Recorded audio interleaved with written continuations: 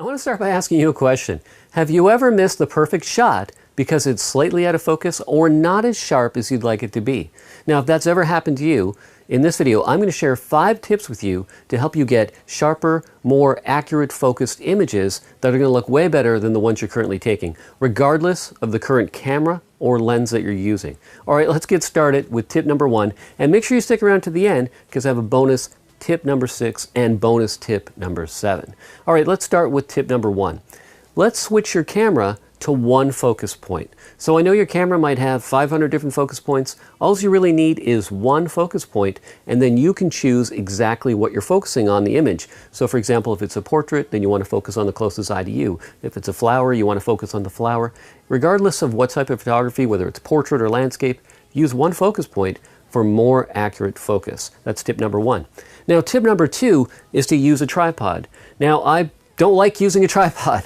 It's a lot of gear to bring with me, then I feel like my movement's restricted. I really don't like using a tripod, but my images are so much sharper. I'm going to show you some examples in this video of an image right here that I shot just standing using a 105mm lens, and I had a little bit of camera shake.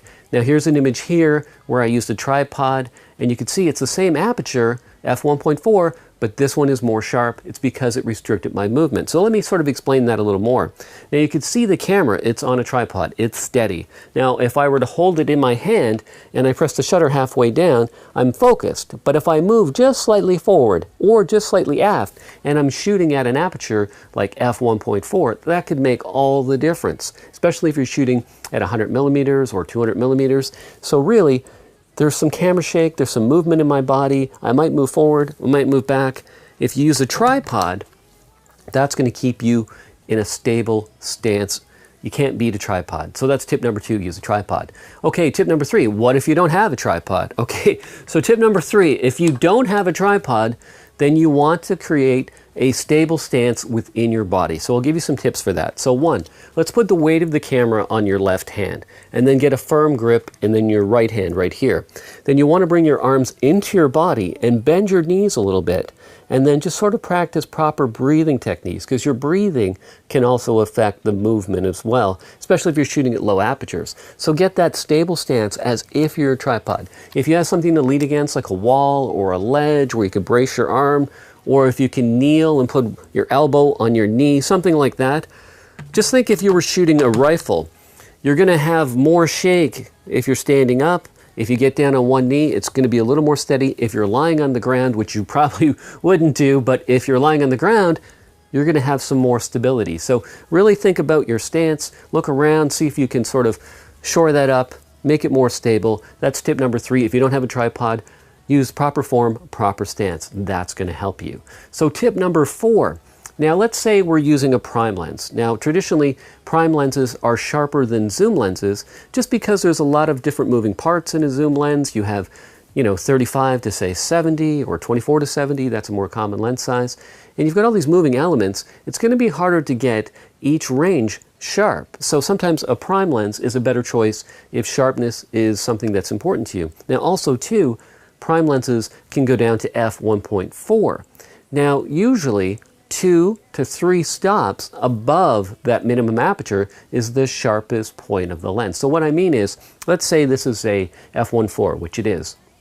Now if I shoot this 2 to 3 stops above that, so f1.4, we go up 1 stop, f2, we go up 2 stops, it's f2.8, we go up to 3 stops, f4. Now if I shoot in the f4 range, that is going to be sharper than if I shot this at f1.4. So look for that sweet spot of your lens. Now you can do a test. You can take your lens out, you can focus on one point and shoot at 1.4, 2, 2.8, 4, f5, 5.6, f8. Go in that range, take these images to your computer and say, hey, which one looks the sharpest and what am I comfortable shooting at? So don't just accept people saying shoot at 5.6 or shoot at f8. Really see, because each lens is going to be slightly different than the other. Now that's tip number 4. Now tip number 5 is you should calibrate your lenses. So let me just show you something that you can use to calibrate your lenses. So this is the Spider Lens Cal, and you can use this to calibrate your lenses. So how it works is you would put your camera on a tripod, then you would put this on a tripod, you would balance everything, and then you would go to the minimum aperture of your lens, let's say f1.4, and you would shoot this target. Now, if you look over here, you can see a 0. Now, if your lens is properly calibrated, it should be sharp at 0.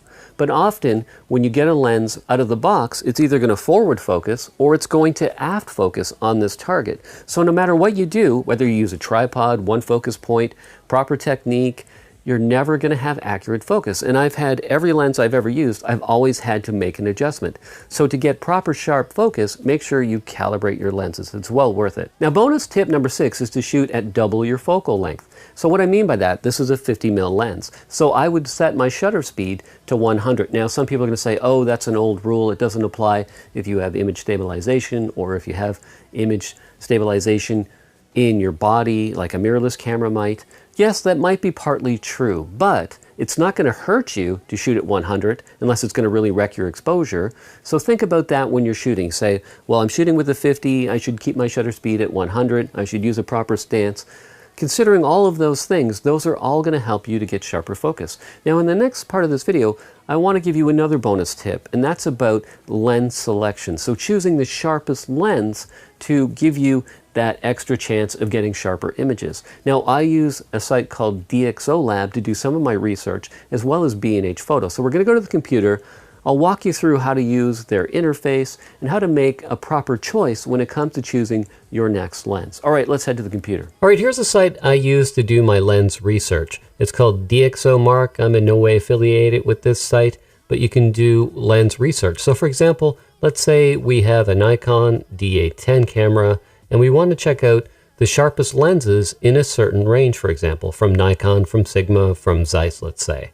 Okay, so we put Nikon here, mount it on, we pick our camera, so you can just click on these boxes, you can pick different things. Let's say we want to check out a prime lens, and we want it to be a standard lens, so I'll uncheck these two, and maybe a telephoto lens. And then you can come down here and you see mount type. So depending on your camera, you might have a Canon EF mount, you might have an EFS mount, you might have a Sony mount, you might have a Nikon F mount. So I've got a Nikon FX mount. So just make sure you've got the camera brand, the proper camera body, or the closest thing you can find to that. Check prime or zoom, check standard, whatever you want to look for. You can even just use the slider for a focal range or aperture, and then make sure it's the right mount for your camera. Now, once you do that, you'll see that they have ratings for different lenses. So you can see right here, the Sigma 85mm f1.4, although it's a third-party lens, you can see it's scoring very high. It's got a 50 here, and it's got a sharpness of 36. And then you've got your Carl Zeiss. And then if you look down here, you see the Nikon 105, and that's not rated as high as, say, the Sigma 85. Now, I know they're different focal ranges, but this is just giving you a rough idea that if you were looking for an 85mm lens, this will give you some options in price. And you could say, wow, look, the 85 Sigma is only $12 compared to the Carl Zeiss, $4,000. So it kind of helps you to get in the ballpark about what lenses might be sharper. I've had some pretty good results going on their recommendations. I've looked at this site and I said, well, for the value and the sharpness, I'll give it a try.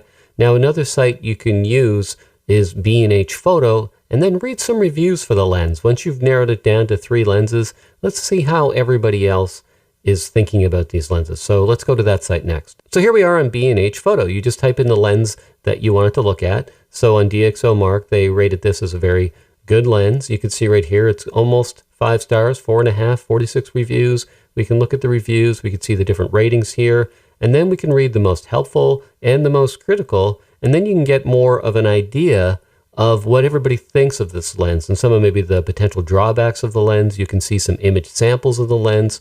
So I use these 2 sites, DxO Lens Database, and then I look at the reviews on B&H Photo. I find them a little bit better than the reviews on Amazon for the same type of lenses.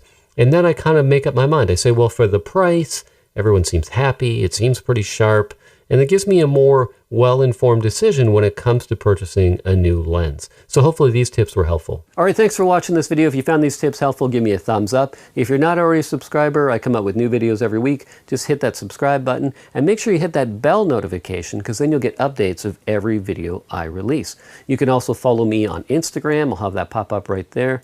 And you can follow me on Twitter and Facebook as well. I'll put all those links below in the description box, and you can follow me on different platforms. All right, thanks for watching this video. If you have any focus tips or sharpness tips of your own, you can put them in the comment section below. I'd like to hear from you. So go ahead, type in there as well. All right, don't forget to subscribe, hit that like button, give me a thumbs up, and I'll see you in the next video.